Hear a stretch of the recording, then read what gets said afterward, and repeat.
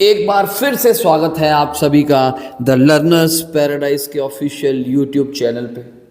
आज के इस सेशन में हम कुछ 5 प्रीवियस ईयर क्वेश्चंस देखने वाले हैं जो लीगल क्लर्क के एग्ज़ाम में पूछे गए थे। ज़्यादा बातें नहीं करते, सीधा क्वेश्चन पे आते हैं। क्वेश्चन हमारे पास क्या है? पहला क्वेश्चन टाइम एंड वर्क से है, जिनमें कुछ 2 बंदों की बात की गई है। एक अमन है और एक रमन है। अमन जो है वो काम को कुछ 30 दिन में कंप्लीट करते हैं और रमन जो है वो उसी काम को 20 दिन में कंप्लीट करते हैं। अब कहा ये गया they start work together after 10 days Raman leave the work, कि वो इकट्ठे काम शुरू करते हैं। 10 दिन के बाद जो रमन है लीव्स द वर्क का मतलब वो छोड़कर चले जाते हैं। क्या कारण है उसके पीछे ये हमें तो पता नहीं, ये या तो रमन को पता है, ये या तो एग्जामिनर को पता है। अब पूछा ये गया है the remaining work is done by Aman, तो भाई रमन जब चला गया तो रिस्पॉन्सिबिलिटी किस पे आ गई? सारी अमन पे। पूछा ये गया है कि how many extra days will Aman take to complete the work, कि अमन जो है वो एक्स्ट्रा कितने दिन लेगा अगर उन्होंने काम को कंप्लीट करना है तो देखो अमन जो है काम को कुछ 30 दिन में कंप्लीट करता है और जो रमन है वो उसी काम को कुछ 20 दिन में कंप्लीट करता है। ये अमन लिख लिया और ये हो गया रमन। जो टोटल काम है वो हम इन दोनों का एलसीएम सपोज करते हैं, मान लेते हैं कितना आ गया? 60 यूनिट मान लिया कि टोटल वर्क था। अब अमन जो है अगर 30 दिन में कुछ 60 यूनिट काम करता है, अगर अमन 30 दिन में 60 यूनिट करता है तो वह हर रोज़ कुछ 2 यूनिट काम करेगा। एक दिन के काम को हम कहते हैं एफिशिएंसी। तो बेसिकली अमन की एफिशिएंसी कुछ 2 यूनिट है और रमन जो है वो कुछ 20 दिन में 60 यूनिट कर रहा है तो वह हर रोज़ कुछ 3 यूनिट काम करेगा। हुआ क्या? They start the work together after 10 days Raman leaves the work.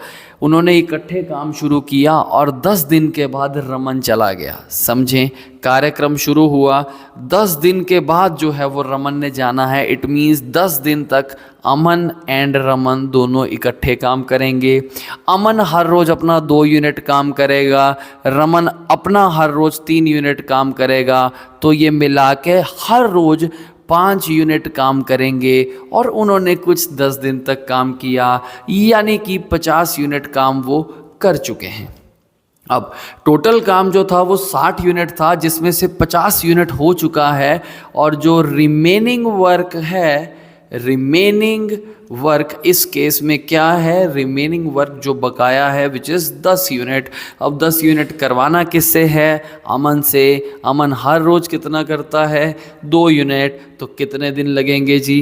5 दिन और लगेंगे काम को कंप्लीट करने में। यही पूछा है how many extra days will Aman take to complete the work. Extra कितने दिन लगेंगे? तो आंसर आ जाएगा जी 5 दिन। ये था इस क्वेश्चन में। बड़ा ही इजी सा क्वेश्चन है, परसेंटेज से भी कर सकते हैं। जो इसे थोड़ा सा परसेंटेज से सोचेगा तो वो समझ पाएगा, बट यहाँ पे एलसीएम से करेंगे तो इजी टू गो है ये। अगले क्वेश्चन की तरफ हम बढ़ते हैं। अगला क्वेश्चन जो है ये एलसीएम से है। हमें क्या कहा गया है कि LCM of 2 numbers is 4800 and their HCF is 1600। If 1 number is 480 then what is the second number. इस क्वेश्चन को, इस स्टेटमेंट को पढ़ते ही दिमाग में ये आना चाहिए कि एलसीएम, एचसीएफ और 2 नंबर्स, एक को हम मान लेते हैं n1, एक को मान लेते हैं n2। इन चारों में एक ही रिलेशन है कि एलसीएम और एचसीएफ का जो प्रोडक्ट है वो n1 और n2 दोनों के प्रोडक्ट के क्या होता है? इक्वल। यहाँ एलसीएम आएगा, ये एचसीएफ आएगा। एलसीएम जो गिवन है वो कितना है जी? 4800। एचसीएफ गिवन है जी कुछ 160। n1 यानी कि पहला नंबर है कुछ 480, दूसरा पूछा है n2 की वैल्यू पूछी है। n2 आपके पास आ जाएगा 4800 इंटू 160 डिवाइडेड बाय 480। तो ये कट जाएगा और ये हमारे पास निकल के आएगा 160 इंटू 10 विच इज़ 1600, यानी कि जो दूसरा नंबर है वो कितना आएगा 1600। ऑप्शन डी हमारे पास आंसर आ गया है। बहुत ही इजी है, ये रिलेशन इम्पॉर्टेंट है, इसे दिमाग में रखिएगा। दो नंबर्स का प्रोडक्ट उनके एलसीएम और एचसीएफ के क्या होता है, इक्वल। अगले क्वेश्चन की तरफ बढ़ते हैं। अगला क्वेश्चन एक बहुत ही लाजवाब क्वेश्चन है। क्या कहा गया है, क्या लॉजिक है, क्या प्रोसेस है, सब पे बात करते हैं। देखिए, 3 men start together to travel the same way around a circular track of 11 kilometres in circumference। हमें जो है ना कहा ये गया है कि कुछ एक सर्कुलर ट्रैक है। अब सर्कुलर ट्रैक की जो लेंथ है, जो सरकमफेरेंस दे रखा है, वो कितना दे रखा है जी 11 किलोमीटर।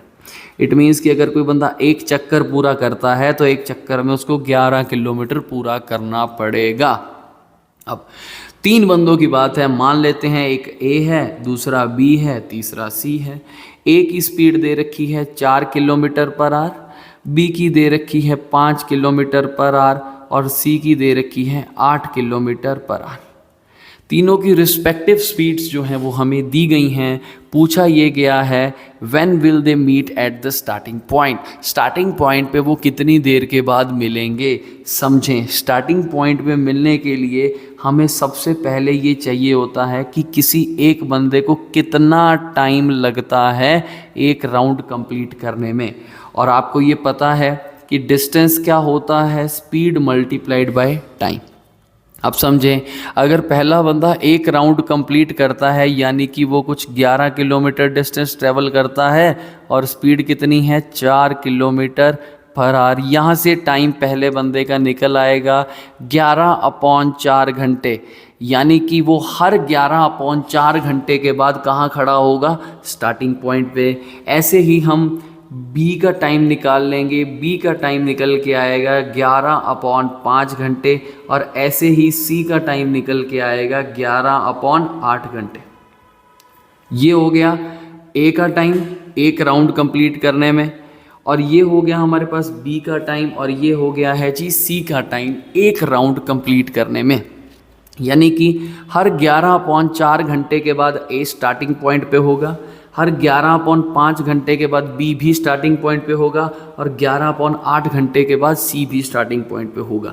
तो समझें, पूछा ये गया है कि तीनों ने स्टार्टिंग पॉइंट पे मिलना है, तो सभी जो हैं अपने टाइम के मल्टीपल पे जो है वो एक दूसरे को स्टार्टिंग पॉइंट पे मिलेंगे।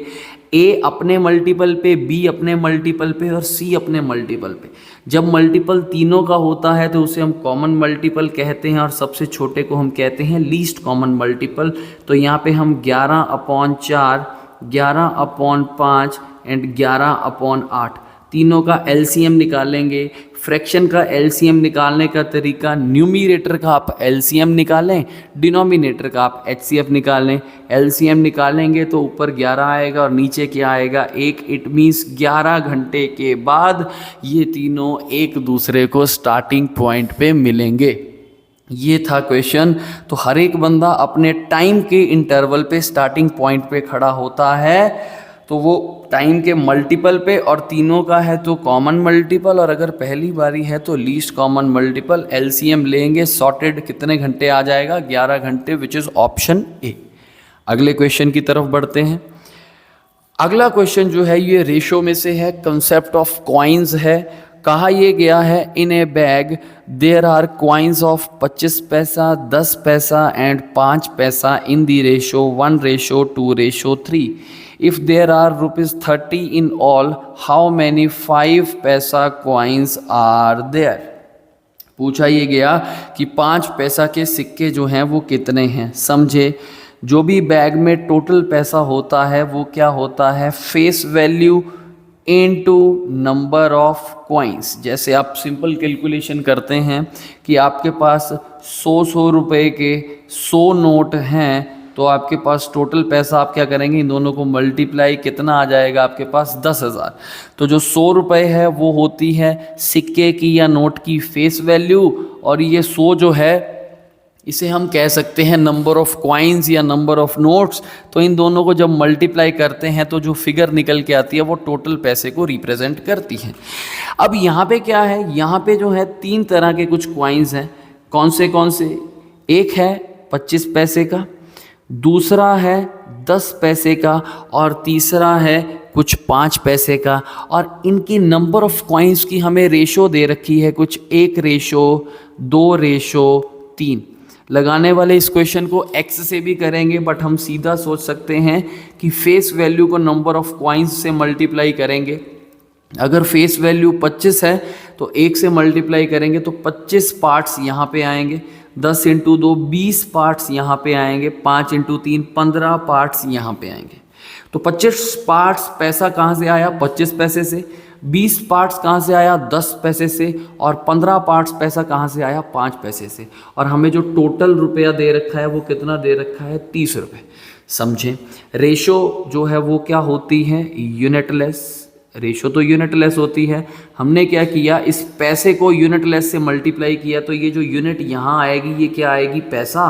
और जो ये 30 है वो क्या है? रुपए। तो सबकी यूनिट सेम करेंगे और इसे सॉल्व करेंगे।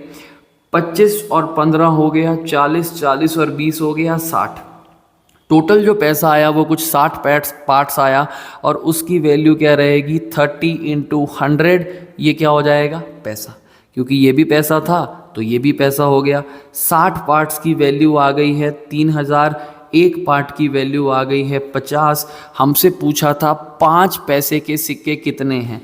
आप देखें 5 पैसे के सिक्के के पास कितने पार्ट्स थे? 3। और अगर एक पार्ट में 50 है तो 3 पार्ट में 3 × 50 यानी कि कितना आ जाएगा? 150, विच इज़ ऑप्शन सी। ये है इस क्वेश्चन को करने का एक प्रॉपर वे। पर पेपर में शायद हम इसे ऐसे ना करते। हम कैसे सोच सकते थे कि देखो जो 5 पैसे के सिक्के हैं उनके पास कितने पार्ट्स हैं? 3x। तो जो भी आंसर होगा वो 3 का मल्टीपल होगा and there is only one option which is 3 का मल्टीपल। ऑप्शन सी सीधा लगाते, अगले क्वेश्चन की तरफ बढ़ जाते। तो ये हो गया पूरा प्रोसेस। और ये अगर चीज़ पेपर में लग जाए तो वेल एंड गुड है, नहीं तो ये पूरा प्रोसेस हमें करना ही पड़ेगा। अगले आज के लास्ट क्वेश्चन की तरफ बढ़ते हैं। ये भी एक प्यारा क्वेश्चन है।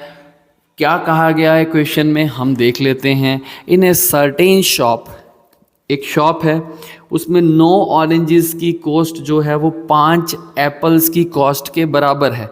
तो मैं ऐसे लिख लेता हूँ, 9 oranges is equals to 5 apples.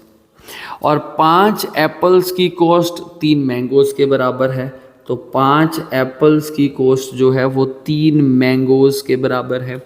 और 4 मैंगोज़ की कॉस्ट कुछ 9 लेमन्स के बराबर है।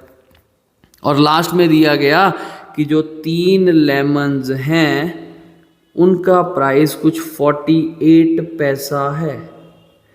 समझें, 3 लेमन्स का प्राइस हमें दे रखा है कुछ 48 पैसा और पूछा क्या गया है? एक ऑरेंज का जो है वो एक प्राइस निकालना है। समझें, लेमन से मैंगो आएगा, मैंगो से एप्पल आएगा, देन एप्पल से जाके क्या आएगा? ऑरेंज। करते हैं, सिंपल सा प्रोसेस है। समझें, 3 लेमन्स जो है वो यहाँ पे कितने रुपए के हैं? ये दिस इज़ 48 पैसा।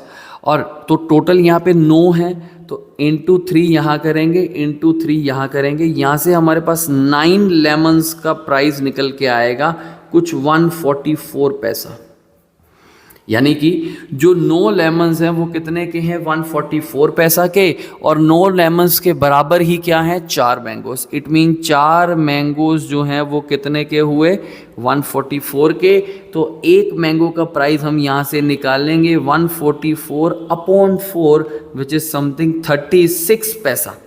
तो एक मैंगो 36 पैसे का आ गया, बट हम यहाँ से 3 मैंगोज़ का प्राइस निकालेंगे। अगर एक मैंगो 36 का है तो यहाँ से हम देखेंगे कि 3 मैंगोज़ जो हैं वो 36 × 3 यानी कि 108 पैसा के हो गए।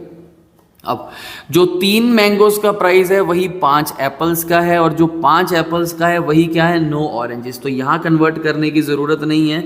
बेसिकली यही 5 एप्पल्स का प्राइस है और यही 9 ऑरेंजेस का प्राइस है। तो 9 ऑरेंजेस का प्राइस हमारे पास निकल के आया 108 पैसा। यहाँ से हम एक ऑरेंज का प्राइस निकाल देंगे 108 upon 9 which is equals to 12 पैसा। This is sorted. एक ऑरेंज का प्राइस निकल के आया कितना, कुछ 12 पैसा। तो ये थे आज के 5 क्वेश्चंस प्रीवियस ईयर क्वेश्चन में जो पूछे गए हैं, लीगल क्लर्क के एग्जाम में ये जो है पूछे गए हैं। टाइम एंड वर्क का क्वेश्चन आया था, ये HCF LCM से क्वेश्चन आया था, ये टाइम स्पीड डिस्टेंस का पार्ट कह सकते हैं, साथ में LCM की यूसेज हुई तो ये हो गया। एक ये रेशो का क्वेश्चन था और ये एक सिंपल कैलकुलेशन थी, अच्छा क्वेश्चन था। तो ये थे आज के 5 क्वेश्चंस। अगले सेशन में और 5 क्वेश्चंस को लेके आएंगे, उससे डिस्कस करेंगे अच्छे तरीके से। अगर ये आपको बढ़िया लगी हो तो इस वीडियो को लाइक कर देना, चैनल को जो है वो सब्सक्राइब कर देना और अपने दोस्तों के साथ जो है वो शेयर कर देना। थैंक यू सो मच भाई।